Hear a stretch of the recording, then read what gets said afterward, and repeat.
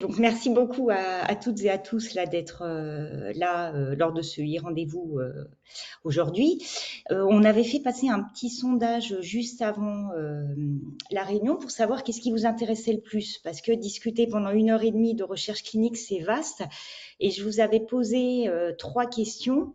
Si vous étiez plutôt intéressé pour comprendre ce qu'est la recherche clinique et acquérir un peu des clés de compréhension sur la recherche clinique, ou plutôt sur le volet essayer de se tenir informé des essais en cours ou à venir sur ma pathologie, ou alors troisième champ en fait que j'avais souhaité questionner, c'était si vous étiez plutôt intéressé sur le rôle des associations de patients et des patients qui peuvent jouer dans le cadre de la recherche clinique. Et vous vous êtes positionné un peu sur les 3 thèmes. Donc là, on a décidé avec Gwendoline de faire un petit peu, de se lancer le défi, d'essayer d'aborder ces 3 aspects-là pour pas générer de frustration lors de ce e-rendez-vous. Donc forcément, je serais un petit peu obligée de survoler certains aspects, mais l'idée, c'était quand même d'essayer d'aborder ces trois questions. Alors, pour commencer, peut-être comprendre la recherche clinique. Alors, pour certains d'entre vous, c'est peut-être clair. Pour d'autres personnes, vous avez peut-être besoin de précision. Mais en fait, la recherche clinique, c'est une notion qui a évolué un petit peu au fil de l'eau. Et ça va englober toutes les recherches en fait qui sont faites sur des individus, directement sur des personnes, qu'il s'agisse de personnes en bonne santé, des volontaires sains ou des personnes malades. Mais ça inclut aussi des recherches qui vont être faites sur des prélèvements biologiques issus de ces personnes-là, ou alors sur des données de santé issues de ces personnes-là. Avec, quelles que soient ces 3 options possibles, vraiment comme objectif de ces recherches, c'est d'améliorer vraiment les connaissances de biologie et de médecine sur cette pathologie ou un mécanisme physiologique donné. Donc, je reprécise, donc des recherches qui peuvent impliquer directement la personne humaine ou des produits biologiques issus de cette personne-là, par exemple des prélèvements sanguins, des recherches sur l'ADN ou sur les données de santé de ces individus. Dans les textes de loi, ces recherches, elles s'appellent des recherches impliquant la personne humaine, RIPH, et c'est peut-être un terme que vous avez vu dans le cadre de documents que vous pouvez être amené à relire ou à trouver sur Internet. Ça me paraît important de pointer du doigt en fait que le soin, la recherche, c'est différent du soin. Ce qui peut en fait prêter à confusion, c'est qu'on se place dans le soin ou dans la recherche, il y a une partie d'acteurs en fait qui vont être les mêmes. Ça va impliquer des médecins, ça va impliquer des patients. Mais dans le cadre du soin, on est vraiment dans le cadre d'une démarche singulière entre le médecin et son patient, avec comme objectif en fait du soin d'améliorer la santé, idéalement de faire disparaître les symptômes de la maladie de cette personne-là et de le guérir. Dans le cadre de la recherche, ça implique aussi très souvent un médecin, mais qui cette fois-ci va avoir une casquette de chercheur, avec non pas un, mais des patients, parce que là, on est dans le cadre d'une recherche. Donc, l'objectif, c'est vraiment, dans un premier temps, d'améliorer les connaissances, par exemple, sur une pathologie donnée. Et comme on est dans le cadre de la recherche, en fait, il ne va pas y avoir un, mais des patients, parce qu'on a besoin d'avoir une rigueur, une méthodologie, en fait, qui est la méthodologie utilisée en recherche pour pouvoir conclure, en fait, acquérir des données robustes pour avoir des connaissances, l'amélioration de connaissances. Bien sûr, dans le cadre de la recherche, on n'exclut pas un bénéfice thérapeutique de la recherche. Bien au contraire, en fait, on va faire des recherches parce qu'on améliore, en fait, on espère améliorer à terme, en fait, la santé de l'individu. Par exemple, dans le cas de la recherche, si on veut tester un médicament expérimental, on fait cette recherche parce qu'on a comme espoir que ce médicament expérimental, il va marcher, en fait, il va présenter un intérêt et il va pouvoir après devenir un médicament. Donc ce bénéfice thérapeutique, on l'espère en fait, mais on essaye de le démontrer dans le cadre de la recherche. Et en fait, l'idée, c'est qu'à terme, les connaissances qui vont être accumulées dans le cadre de la recherche vont permettre d'avoir des retombées sur le soin et modifier la prise en charge des patients, mais dans une échéance en fait un peu plus tardive. Ce qui est aussi important, c'est que n'importe quelle recherche clinique, en fait, elle doit être faite dans une séquence, en fait. Et on ne peut faire de la recherche clinique que si, et ça c'est bien marqué dans les textes de loi, aucune recherche impliquant la personne humaine ne peut être effectuée si elle ne se fonde pas sur le dernier état des connaissances scientifiques et sur une expérimentation préclinique suffisante. C'est-à-dire que pour faire de la recherche clinique, il faut déjà avoir accumulé un certain nombre de connaissances en amont, ce qu'on appelle par exemple la recherche fondamentale, qui peut être faite dans des laboratoires de recherche académique du CNRS, de l'INSERM, mais aussi de la recherche qu'on appelle préclinique, qui va être faite en amont de la clinique sur des modèles, et notamment des modèles animaux, sur des cellules en culture, sur des modèles mathématiques, et qui sont nécessaires à faire en fait avant de faire la recherche clinique. Alors, parmi les participants, vous êtes concernés par des pathologies variées, vous faites partie d'associations diverses. Et j'ai pas regardé pour toutes les associations, mais j'imagine que pour certaines d'entre vous, à l'heure actuelle, il n'y a pas forcément déjà de la recherche clinique qui est proposée. Mais c'est sûrement en fait parce qu'on en est dans ces étapes plus précoces de recherche fondamentale et de recherche préclinique qui sont extrêmement utiles et obligatoires en fait pour pouvoir passer à terme à de la recherche clinique. Là, je vous présente une séquence qui est peut-être un peu trop simplifiée, linéaire. En fait, en pratique, il y a souvent des allers-retours qui se font. C'est pas seulement en sens unique.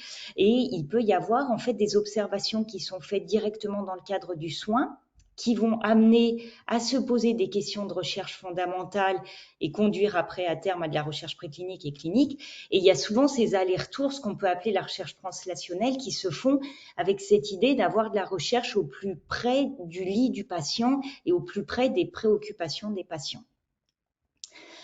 Un focus peut-être particulier sur les essais cliniques ou les essais qu'on appelle médicamenteux. C'est un sous-groupe particulier de recherche clinique. La recherche clinique, c'est un terme plus large, mais quand on s'intéresse aux essais cliniques ou aux essais médicamenteux, en fait, c'est un type particulier de recherche clinique où on va essayer d'évaluer, de tester un médicament qu'on va appeler médicament expérimental ou un médicament candidat. Donc, c'est une substance, un composé qui n'a pas encore une autorisation de mise sur le marché pour cette indication donnée, donc qui n'est pas encore un médicament qu'on peut se procurer en pharmacie, mais dont on espère en fait qu'à terme, ça va devenir un médicament et qu'on va évaluer dans le cadre de ces recherches cliniques qui s'appellent des essais cliniques. Là encore, je vais passer brièvement parce que c'est des notions qui me semblent importantes, mais on pourra revenir dessus en fonction des questions. Les essais cliniques, en fait, ça se fait en différentes étapes. Donc, les essais cliniques, ça ne peut être fait qu'à partir du moment où on a des données suffisantes sur ce médicament expérimental, sur des modèles animaux, sur des cellules en culture. Et en fait, il va y avoir différentes phases qui vont être faites dans le cadre de ces essais médicamenteux, ces essais cliniques, qu'on appelle des phases 1 à 4, où on ne va pas en fait évaluer, tester les mêmes choses selon les phases. Et on ne va pas le faire sur le même nombre de personnes et pas forcément sur les mêmes profils des participants. La phase 1, qui est la première phase des essais cliniques, des essais médicamenteux, où en fait là, c'est la première phase où on va administrer chez un être humain ce médicament expérimental qu'on teste. Et on va évaluer en priorité sa tolérance, c'est-à-dire l'existence ou non d'effets indésirables, sa sécurité, et on va aussi évaluer le devenir du composé dans l'organisme, comment est-ce qu'il est dégradé, c'est ce qu'on appelle la pharmacocinétique. Souvent, cette première phase, elle se fait sur une durée courte et sur un nombre limité de participants, qui sont très souvent des volontaires sains. Et dans des cas particuliers, dès cette phase-là, ça peut déjà être des patients. Ensuite, la phase 2, où on va commencer à tester l'activité, l'efficacité du médicament expérimental, ce qu'on appelle la pharmacodynamie, ce que va faire le médicament sur l'individu. On peut tester différentes doses. Et là, généralement, ce sont des phases qui sont faites sur un nombre un peu plus important de personnes, qui sont là pour le coup des patients, des phases qui vont durer un peu plus longtemps. La phase 3, où on va vraiment, c'est la phase cruciale avant en fait l'autorisation de mise sur le marché, où on va aussi comparer à des produits et faire un test d'efficacité, mais là sur un nombre bien plus important de personnes, et sont des phases qui sont plus longues. Donc on voit au fur et à mesure en fait que on avance dans les différentes phases de test du médicament expérimental, on le fait sur un nombre de personnes de plus en plus important et des durées qui sont souvent plus longues. Si les phases 3 sont concluantes, en fait, il va y avoir toute la phase après de demande d'enregistrement de mise sur le marché, de négociation du prix, avec les instances réglementaires, le niveau de remboursement, toutes ces choses-là. Et après, un autre élément qui me semble important, les phases de surveillance en fait des médicaments ne s'arrêtent pas une fois qu'il y a l'autorisation de mise sur le marché. Il y a ce qu'on appelle la phase 4 des essais cliniques, qui est une phase post-autorisation de mise sur le marché, où là, on va évaluer, du coup, à partir de la phase 4, c'est un médicament et plus un médicament expérimental, alors que dans les phases 1 à 3, c'était un médicament expérimental. Et là, on va surveiller, en fait, dans la vraie vie, notamment des effets indésirables. Imaginez des effets indésirables extrêmement rares qu'on n'a pas pu mettre en évidence lors des phases précédentes parce qu'on testait sur un nombre trop limité de personnes. Et là, un médicament qui va être distribué à un nombre bien plus grand, on peut regarder des effets indésirables qu'on n'aurait pas pu voir en fait en amont, ou éventuellement voir des interactions entre des médicaments qui n'ont pas pu être observés parce que dans les critères de choix des participants à l'étude, on excluait, imaginez un traitement qui va soigner l'épilepsie, et il pourrait y avoir une interaction, je vous dis n'importe quoi, hein, de ce traitement-là avec un traitement pour le diabète. Mais imaginez que dans les phases 1 à 3, il n'y avait pas de patients diabétiques qui ont été inclus dans ces phases-là. Et bien, ces interactions médicamenteuses, on ne pouvait pas les tester en fait dans ces phases précoces. Donc, toute cette phase-là de pharmacovigilance, ça permet d'avoir un aperçu nettement plus détaillé, plus fin des effets indésirables et éventuellement adapter la notice et les indications du médicament.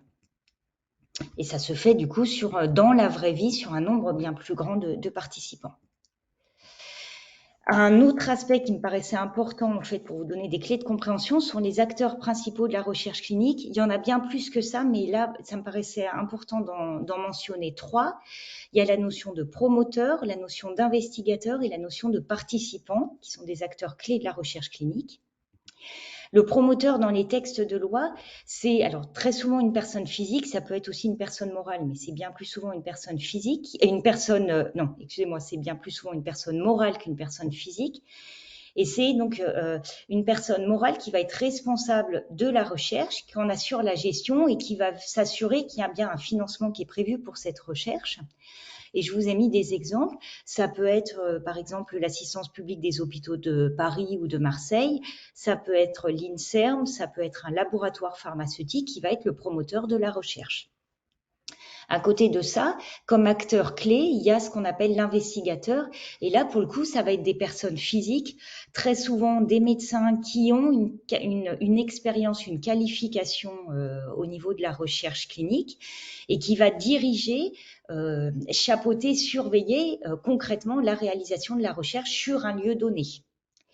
L'investigateur, le médecin investigateur, il n'agit pas tout seul, il intervient au sein d'une équipe où il va y avoir des infirmiers, ce qu'on appelle des attachés de recherche clinique, des pharmaciens.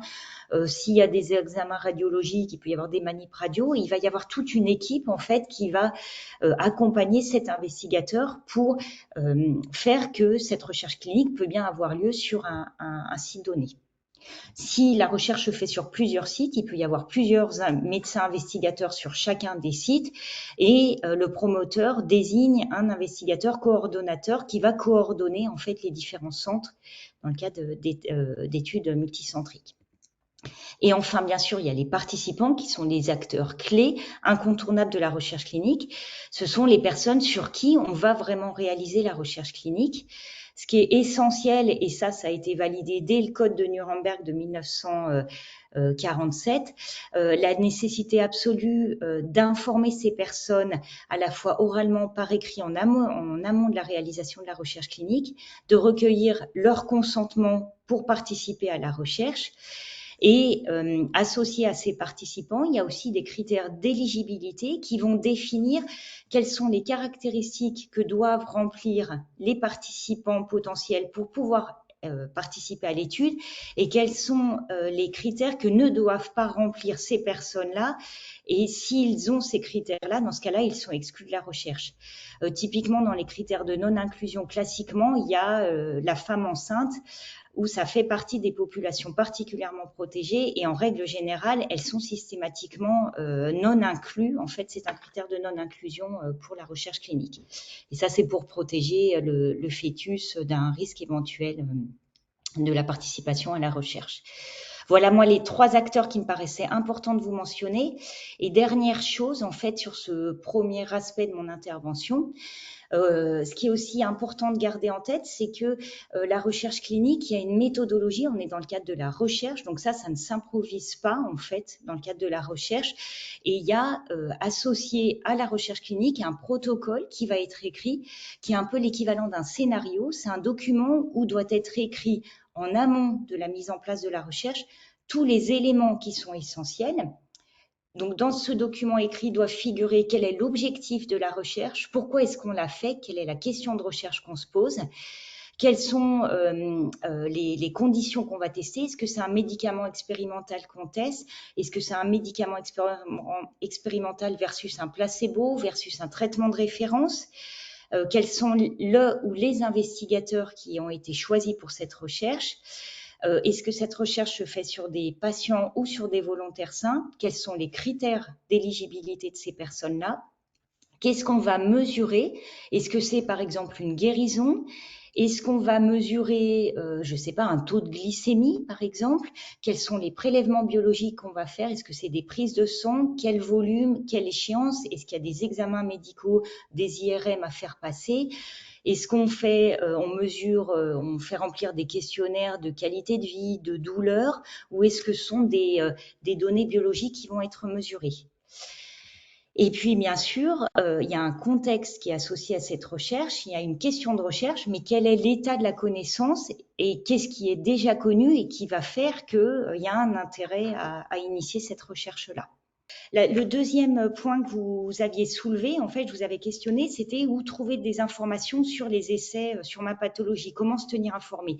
Et c'est vrai que c'est des questions que j'ai souvent, moi, à tout chercheur, en fait, ça fait depuis 20 ans que je fais des formations pour des patients ou des proches aidants et j'ai souvent cette question-là. De façon hyper schématique, il y a différentes sources pour se tenir informé. Déjà, moi, ce qui me paraît important, c'est de dire, vous pouvez essayer de questionner l'équipe médicale avec qui vous êtes en contact. Donc, l'idéal, ça serait de vous adresser, alors je vous mets votre médecin traitant entre guillemets, parce que ça peut être une personne ressource, dans le champ des maladies rares, et puis le médecin traitant, c'est peut-être pas le professionnel de santé qui est le plus à même de connaître les essais en cours ou à venir sur votre pathologie. Donc ça, je l'ai mis, mais c'est pas forcément le levier le principal à actionner. L'équipe médicale qui vous suit ou qui suit votre enfant dans le cadre de votre pathologie, que ce soit un centre de référence, un centre de compétences, parce que ce sont des gens qui sont experts de cette pathologie-là et qui peuvent être mobilisés comme équipe investigatrice pour la recherche ou qui peuvent être au courant d'essais en cours ou à venir sur la pathologie. Vous pouvez aussi, dans certains cas de figure, moi j'ai des associations de patients qui relaient, en fait, qui sont au courant ou qu'on tient informés d'essais en cours ou à venir sur leur pathologie et à qui on demande de relayer l'information. Typiquement, l'association, moi j'ai 2 exemples, l'AFSR syndrome de Rett, en fait, qui avait relayé un essai clinique qui avait été initié à Marseille. Les centres hospitalo-universitaires aussi peuvent être des relais de ces informations et puis aussi des promoteurs industriels, mais il faut quand même être au courant des choses. Et après, j'avais eu un cas de figure, moi, un coup, une représentante d'association de patients qui avait vu dans un journal, en fait, il y avait eu une communication qui avait été faite. Alors ça, c'est peut-être plus souvent pour des essais où ils vont demander, en fait, à des volontaires sains de participer. C'est encore, là aussi, pas la voie prioritaire, mais ça peut être aussi une des sources possibles pour se tenir informé. Mais en questionnant, en fait, en sondant ces différents aspects, vous n'allez avoir accès qu'à une partie des informations. Les autres sources possibles, c'est d'essayer de regarder des registres, en fait, des bases de données qui référencent, en fait, les essais cliniques ou les recherches cliniques qui sont faites. Dans le cas des maladies rares, ça me paraît assez incontournable de vous citer le site Orphanet. Et juste après, je vous ferai quelques démonstrations. L'avantage, en fait, de consulter le site Orphanet, c'est que c'est un site qui est accessible dans différentes langues, mais il y a notamment en français, et c'est une base de données, un site initialement français. L'autre avantage, c'est que c'est une base de données spécifique des maladies rares, donc qui est intéressante pour les pathologies qui vous concernent. Le gros inconvénient, c'est que c'est pas forcément exhaustif et à jour actualisé. Il y a d'autres bases de données qui sont des registres officiels, là pour le coup vraiment spécifiques recherche clinique, mais qui vont être plus généraux et qui vont référencer toute la recherche clinique, tous les essais cliniques, mais dans un type de pathologie extrêmement large. Il y a un registre européen qui référence toutes les recherches cliniques qui ont lieu en Europe, je vous ai mis le lien, et il y a aussi un autre registre qui est un registre cette fois-ci rattaché à un site américain, qui est le registre de l'Institut national de santé américain qui s'appelle le NIH et qui va référencer tous les essais cliniques, toutes spécialités confondues, qui ont lieu aux États-Unis, mais aussi dans les autres endroits du monde. Le gros inconvénient de ces deux registres, c'est que c'est en anglais. Donc, pour les personnes qui ne parlent pas anglais, ça peut être un frein. Sauf que je vais vous dire que maintenant, il y a de plus en plus de sites avec les outils d'intelligence artificielle qui permettent de traduire. Et donc, il faut essayer maintenant de plus se mettre ce frein-là systématiquement. L'autre point négatif, c'est que ce sont des sites qui sont techniques, qui sont dédiés normalement aux professionnels. Mais moi, au cours de mes formations, j'apprends en fait aux représentants d'associations de patients d'utiliser ces outils. Et au final, c'est pas si compliqué que ça. Il y a plein d'informations techniques, mais vous pouvez quand même avoir accès à des informations assez facilement qui peuvent vous être utiles. Le gros avantage, c'est que ce sont des sites qui sont beaucoup plus exhaustifs, actualisés que le site, par exemple, Orphanet. Donc là, je vais tenter de vous faire une démonstration. Donc là, je suis sur la page Orphanet. Le point, c'est orpha.net. Vous aurez accès à mon diaporama aussi si vous le voulez. J'imagine que la majorité d'entre vous, vous connaissez ce site-là. Si vous ne le connaissez pas, en fait, c'est quand même vraiment un site qui référence énormément d'informations. Vous avez à la fois des documents à destination de professionnels, à destination du grand public qui expliquent en fait les pathologies. Et vous avez ici un onglet répertoire des projets de recherche en cours, essais cliniques, registre et bioblanc. Donc, je vais cliquer sur ça. À gauche, vous avez une partie essais cliniques. Vous pouvez avoir accès aux projets de recherche ou essais cliniques. Moi, je vais taper essais cliniques. Il fallait que je choisisse un nom. J'ai pioché parce que Gwénoline m'avait dit le nom des associations représentées et il y avait une association concernée par le syndrome de Dravet. Donc, j'ai choisi ça. En fait, comme pathologie, vous pouvez choisir les essais en cours ou les essais qui sont terminés. Moi, je vais choisir tout. Vous pouvez restreindre à certains pays d'Europe ou à tous les pays d'Europe. Moi, je vais rester large. Donc, je choisis ça. J'ai un résultat qui correspond à la maladie, le syndrome qui s'appelle syndrome de Dravet. Je clique sur ça et je vois 4 résultats sur la base de données Orphanet. 3 résultats d'essais cliniques nationaux, un essai clinique multinational. J'en ai 2 en Espagne et un aux États-Unis. Donc là, je n'ai pas d'essai référencé dans la base de données actuellement sur le syndrome de Dravet en France. J'en ai en Espagne et aux États-Unis. Alors, je peux regarder, par exemple, ici. Alors moi, je vais piocher typique l'espagnol, je ne parle pas espagnol. Je peux prendre ce truc-là et aller sur des moteurs de traduction. Et moi, il y en a un que je vous conseille qui s'appelle DeepL, qui, en termes de traducteur de textes scientifiques, est plutôt intéressant. Et du coup, là, si je regarde juste, donc j'ai pris le titre en fait et je traduis, ça me met que c'est une étude prospective ouverte multicentrique, phase 3, visant à évaluer la sécurité et la tolérance à long terme d'un médicament expérimental qui s'appelle le soticlestat en tant que traitement adjuvant chez les patients atteints du syndrome de Dravet et d'un autre symptôme. Je descends ensuite, je peux avoir, donc c'est un type d'essai, c'est un essai clinique de médicaments. C'est une phase 3, donc la dernière phase avant l'autorisation sur le marché. Il me dit que c'est un statut en cours de recrutement. J'ai une information sur l'investigateur. Alors là, j'ai pas d'information en fait sur l'investigateur principal. Et j'ai une information sur le promoteur de l'essai clinique qui est Takeda, qui est un laboratoire pharmaceutique. Donc j'ai peu d'informations, mais quand même un tout petit peu. Si je retourne par exemple sur celui qui a lieu aux États-Unis, je balade, là c'est écrit en anglais, imaginez que je ne parle pas anglais, pareil, je fais appel à mon outil DeepL. Et là, il me dit que c'est une étude de phase 2. Alors, randomisée double aveugle, j'ai pas eu le temps de vous expliquer ça, contrôlée par placebo. Ce que je voulais vous dire à la fin de la formation, c'est qu'avec Tout chercheur, on fait régulièrement des formations plus longues en fait sur la recherche clinique. Et d'ici cet été, je vais faire une formation en webinaire sur la recherche clinique et je pourrais expliquer et on explique ces notions-là. Double aveugle, c'est que ni le participant ni l'équipe investigatrice ne sait que prend le participant. Randomiser, c'est qu'on tire au sort en fait, et c'est dans la méthodologie en fait, on teste ce médicament, ce traitement contre un placebo. Donc dans cette phase 2, on évalue à la fois la sécurité et la tolérabilité, et puis on commence à tester un petit peu l'efficacité du traitement. Je re-regarde.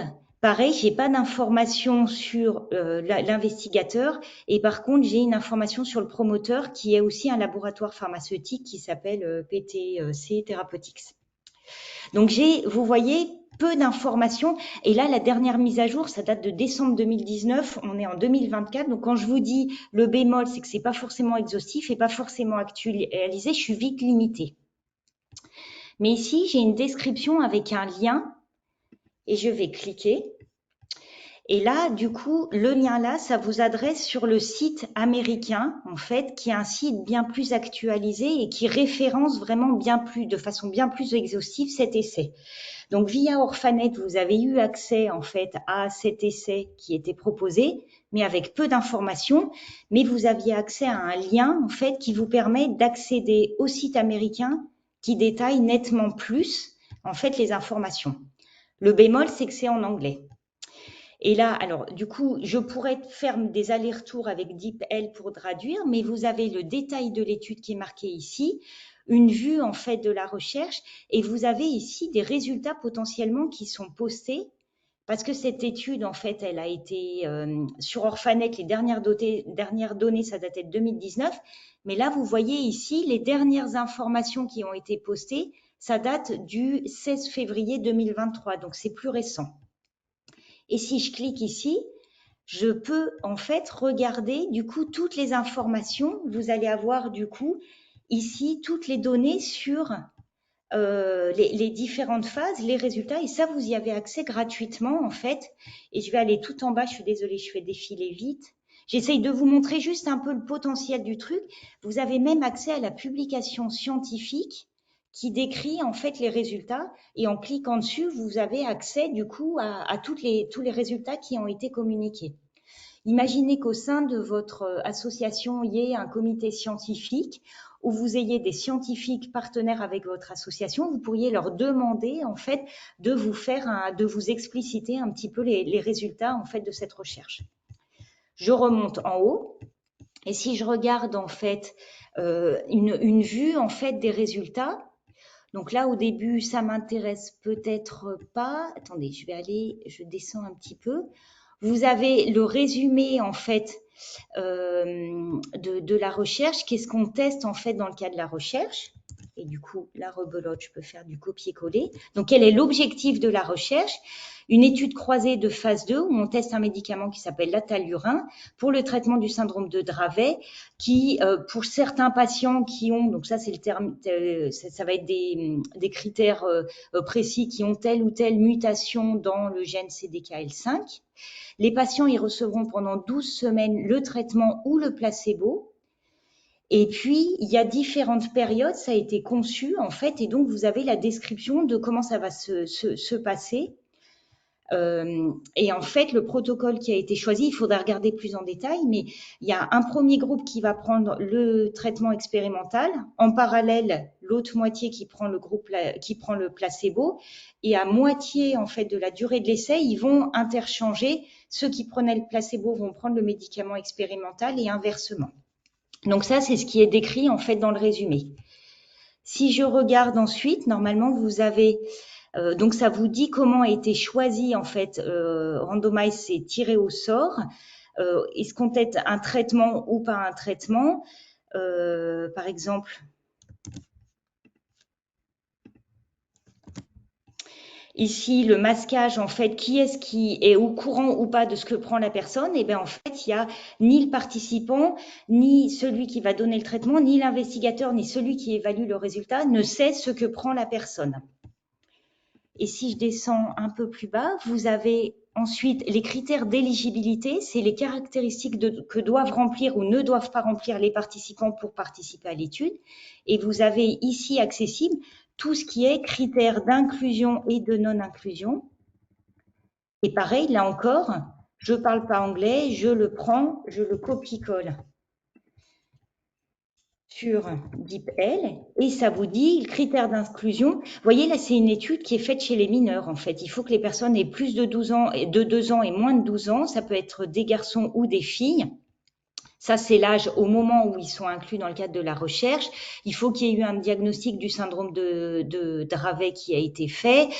Là, c'est AED, c'est des traitements anti-épileptiques.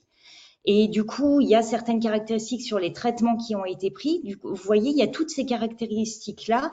Alors, il y a certaines choses qui sont techniques, mais après, d'autres qui peuvent être discutées. Imaginez, soit ça vous parle ou pas, ou vous pouvez en discuter avec le spécialiste de votre pathologie qui vous explique un petit peu plus. Dans les critères d'exclusion, des enfants plus jeunes que 2 ans ou plus âgés de 12 ans, ou d'autres caractéristiques d'épilepsie qui feraient que ça exclut en fait les participants à la recherche. Ça, c'était déjà des choses que je voulais vous montrer. Une autre chose, en fait, si je regarde... alors, ce site-là, il se trouve en fait qu'il est en cours de changement. En fait, ils sont en train de l'adapter. Mais si je regarde maintenant toujours sur... ah oui, alors, sauf qu'il faut que je tape en anglais cette fois-ci. Donc, je tape syndrome Dravet en anglais. Et je regarde la recherche. Donc là, cette fois-ci, je ne regarde pas un essai en particulier, mais j'ai envie de savoir à l'échelle mondiale quelle est la quantité de recherche clinique qui existe sur le syndrome de Dravet. Et là, j'en ai 78 qui sont référencés. Vous pouvez regarder en fait à gauche quel est le statut en fait. Est-ce que les patients quel est le statut en termes de recrutement? Est-ce que ce sont des essais qui ne recrutent pas encore, qui recrutent sur invitation, qui sont des essais en cours de réalisation mais qui ne recrutent plus de patients, qui ont été suspendus, terminés, qui ont été arrêtés ou dont on ne connaît pas le statut. Donc, vous pouvez appliquer des filtres à ce niveau-là. Et ces statuts-là, vous les voyez ici, marqués en vert, ce sont des essais qui sont en cours de recrutement de participants. Donc, ça peut être intéressant pour vous de regarder est-ce qu'il y a des essais en cours ou pas, en France ou dans d'autres pays à travers le monde. Vous pouvez sélectionner des critères d'éligibilité. Par exemple, est-ce que vous vous intéressez que des essais qui vont se faire chez l'enfant ou chez l'adulte ou chez la personne âgée, que chez les hommes, que chez les femmes, sur des volontaires sains ou pas. Vous pouvez choisir aussi, par exemple, si c'est des essais cliniques, vous voulez avoir que sur des phases 3 d'essais cliniques. Donc, vous avez tous ces filtres-là que vous pouvez appliquer qui permettent d'affiner votre recherche. Une autre chose qui me paraissait intéressante à vous montrer, vous avez ici un truc qui s'appelle On Map, donc c'est sur la carte, et vous avez une vision d'ensemble à l'échelle mondiale des essais qui existent à l'échelle mondiale sur le syndrome de Dravet. Et là, vous voyez, il y en a 57 qui sont référencés aux États-Unis, 13 au Canada, 26 en Europe. Si je clique avec ma souris sur l'Europe, j'ai plus de détails. Vous en avez 12 en France, 12 au Royaume-Uni, etc. Et je peux cliquer en France et avoir du coup les 12 études qui sont référencées sur ce site, sur le syndrome de Dravet et qui soit ont eu lieu, donc terminées en France, qui sont en cours de recrutement en France. Celui-là, il est terminé et en plus, il y a des résultats qui ont été publiés. Donc, vous avez accès, vous voyez ici, pareil, complété avec des résultats qui sont publiés. Donc, ce qui vous permet, en tant que représentant d'association de patients ou en tant que patient ou parent, d'essayer d'avoir ces informations ou de faire de la veille. Voilà ce que je voulais aborder sur la partie. L'idée, c'est que je vous ai fait une démo sur une pathologie donnée, mais il faudrait que vous essayiez de vous approprier ces outils-là je vous ai fait une démonstration forcément courte, de voir si avec l'outil de traduction, vous arrivez à piocher des informations. Et dans le diaporama, en fait, que je vous ai mis et que je pourrais vous transmettre, j'ai mis quelques captures d'écran, en fait, qui vous permettent de vous retrouver, d'essayer de refaire ensemble. Et je vous ai mis aussi un petit peu après la traduction en anglais, en français, des termes qui apparaissent sur le site américain. Et puis ici, là, ce que vous pouvez piocher en fait comme critère, comme filtre pour affiner votre recherche. Et là, pendant le dernier quart d'heure, en fait, ou un petit peu moins avant qu'on discute ensemble, le troisième élément, en fait, qu'on avait abordé, c'était le rôle des associations de patients dans la recherche, de façon très schématique. Donc, il y a une recherche clinique qui va avoir lieu. En amont de ça, il y a un investigateur, un promoteur qui sont mobilisés, qui vont rédiger un protocole de recherche, une notice d'information, un formulaire de consentement à soumettre aux participants potentiels pour avoir leur consentement ou non pour participer, leur accord pour participer à la recherche. Et ce protocole de recherche et ces notices d'information sont soumis à des instances réglementaires pour évaluation et pour avoir un feu vert avant la mise en place de l'essai. Si on s'intéresse maintenant au rôle des associations de patients et des usagers de santé dans la recherche clinique, eh bien en fait, leur rôle, il peut intervenir à différents aspects, à différents endroits en fait de la recherche. Clairement, ils peuvent intervenir dans la mise en œuvre de la recherche clinique, de l'essai clinique, en facilitant le recrutement de participants pour que cette recherche elle puisse vraiment avoir lieu. Et ça, c'est tout le rôle des associations de patients qui vont être relais et qui vont communiquer en fait sur des essais qui vont commencer et qui souhaitent recruter des patients. Donc, vous pouvez être mobilisé comme facilitateur, en tout cas comme relais pour communiquer sur des essais en cours ou à venir sur la pathologie qui vous concerne. Vous pouvez intervenir aussi dans la formation de vos adhérents, de vos membres, une sensibilisation à la recherche clinique. Typiquement, nous, tous chercheurs, on avait commenté, on a fait 6 ou 7 sessions de formation avec une association de patients qui s'appelle l'association François Aupetit, qui n'est pas une association de patients dans le champ des maladies rares, mais où on avait co-construit ensemble des formations sur les essais cliniques. C'est juste après, des formations sur 2 jours dans nos locaux où on faisait des visites de sites, des rencontres avec des acteurs de la recherche clinique. On faisait toute une partie de recherche sur le web, d'essais en cours ou à venir sur la pathologie. Et donc, on avait monté ces formations-là. Et je vous ai dit, on monte aussi des webinaires. Maintenant, tous chercheurs, on propose aussi des webinaires pour informer les patients et les rendre plus acteurs en fait de cette veille sur la recherche clinique. Il y a aussi des associations de patients qui relaient l'information. Là, j'avais pris l'exemple de l'AFM Téléthon, une patiente qui intervient souvent avec moi et qui participe à l'organisation de webinaires pour présenter des essais cliniques à venir ou qui communique, qui fait des petites fiches qui décrivent des essais, des recherches cliniques qui sont sur le point de débuter pour informer leurs participants. Dans le cadre de l'INSERM aussi, je ne sais pas s'il y a des membres du collège du relecteur de l'INSERM qui sont là aussi, mais on forme depuis une dizaine d'années des patients à la recherche clinique et on les forme aussi pour être collège du relecteur et je vais revenir sur ce point-là juste après.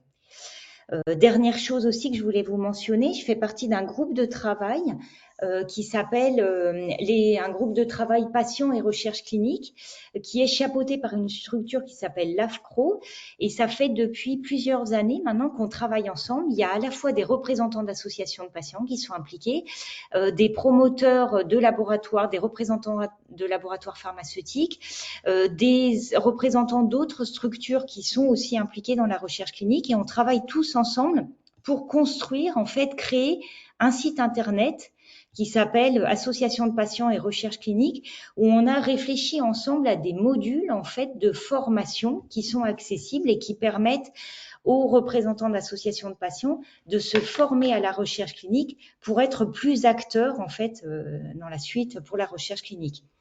Et donc, vous pouvez consulter ce site internet. On complète de plus en plus de modules et aussi nous faire remonter vos besoins sur des modules qui seraient actuellement pas disponibles mais qu'on pourrait développer par la suite. Un autre aspect où vous pouvez jouer, les associations de patients jouent un rôle majeur, c'est dans l'amélioration ou dans l'écriture des notices d'information et des formulaires de consentement. L'idée, c'est d'essayer d'avoir des notices d'information et des formulaires de consentement le plus compréhensibles possible et adaptés aux patients qui vont lire en fait ces documents-là et à partir de ces documents et de cette information qui leur est donnée, choisir de participer ou non à cette étude-là. Et là, il y a des rôles de collèges de relecteurs, notamment au sein de la Ligue contre le cancer et de l'INSERM, où là, ce sont des patients qui ont été formés à la recherche clinique et qui vont relire, améliorer, être force de proposition, en fait, d'amélioration de ces notices d'information et de ces formulaires de consentement. Ce qui est intéressant, en fait, sur le travail de ces membres du collège de relecteurs, là, je parle pour celui de l'INSERM, c'est qu'en fait, ils relisent les notices les formulaires et les notices d'information en amont, en fait, de la soumission de ces documents aux instances réglementaires, que sont les comités de protection des personnes et puis l'agence du médicament ou l'équivalent à l'échelle européenne. Et donc, ces documents, ils peuvent encore être modifiés parce que la recherche clinique n'a pas commencé. Donc, l'idée, c'est de faire des documents le plus adaptés, compréhensibles, transparents, honnêtes, en fait, qui permettent aux participants potentiels de comprendre vraiment quel est l'objectif de la recherche, à quoi ça les engage, quelles sont les contraintes qui vont être associées en termes de déplacement, de prélèvement, d'examen qui vont être faits pour qu'ils puissent vraiment consentir de façon vraiment libre et éclairée. Donc ça, c'est un gros travail qui est fait et vraiment où il y a une plus-value d'impliquer des associations de patients dans ces phases-là d'écriture, d'amélioration des notices d'information. Et on a commencé à toucher du doigt avec les questions aussi qu'on a abordées en début du webinaire. C'est aussi un rôle hyper important que vous avez, c'est aussi de faire des critiques et des remarques sur le protocole et les projets de recherche. Donc, typique, les membres du collège de relecteurs de l'INSERM font à la fois des remarques, ils ont accès aux notices d'information, mais aussi au protocole de la recherche clinique et peuvent faire des remarques si, par exemple, ils trouvent que les contraintes en termes de nombre de déplacements à l'hôpital, de type d'examen, c'est trop lourd.